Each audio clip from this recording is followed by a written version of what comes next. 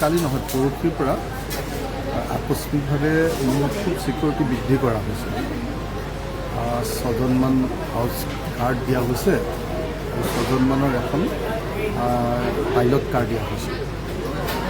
তাৰপাছত মই জানিব পাৰিছোঁ যে মোৰ জীৱনৰ প্ৰতি কিবা ভাবুকি আহিছে আৰু কোনোবা চোটাৰে মোক হত্যা কৰিবৰ কাৰণে চেষ্টা কৰা বুলি বিভিন্নজন চৰকাৰী পক্ষৰ মানুহৰ পৰা খবৰ আহিছে। সেইকাৰণে তেওঁলোকে মোক ছিকিউৰিটি ৰিভিউ কৰি আকস্মিকভাৱে ছিকিউৰিটিৰ পুলিচৰ পৰিমাণ বৃদ্ধি কৰা বুলি জানিব লাগিছে। শিৱসাগৰত বিভিন্ন মৰাণাস্ত্ৰ উদ্ধাৰ হৈছে বুলি খবৰ পাইছোঁ। মোক কৈছিলে যে ইতিমধ্যে কেইবাজন মানুহক ধৰিছে আৰু 15জন এনেকুৱা শ্বুটাৰ ধৰিবৰ কাৰণে পুলিচে চেষ্টা কৰি আছে, যিবিলাকে মই শুনিছোঁহে।